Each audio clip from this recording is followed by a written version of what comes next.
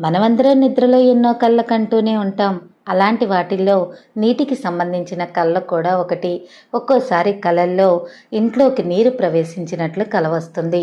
ఇంట్లోకి నీరు ప్రవేశించటం మన భావోద్వేగ స్థితిని తెలియచేస్తుంది. మనం తీవ్రమైన చికాకులో, ఒత్తిడిలో ఉన్నామని ఈ కలకు అర్థంగా భావించాలి. అలాగే కలలో ఇంట్లోకి ప్రవేశించే నీరు మురికిగా గనక ఉన్నట్లయితే ఈ కల వలన మనకి చికాకులు, కొంత అనారోగ్యం కలుగుతుంది.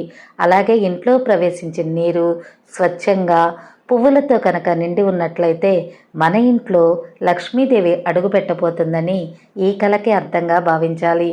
కలలో ఇంట్లోకి ప్రవేశించిన వరద నీరు బాగా పాచిపట్టినట్లు ఉండి అందులో మనం కాళ్ళు పెడితే ఆ కాళ్ళ నిండా పాచి కనుక అంటుకున్నట్లు కల వస్తే రాబోయే రోజుల్లో మనం ఆర్థికంగా స్థిరత్వాన్ని పొందబోతున్నామని భావించాలి.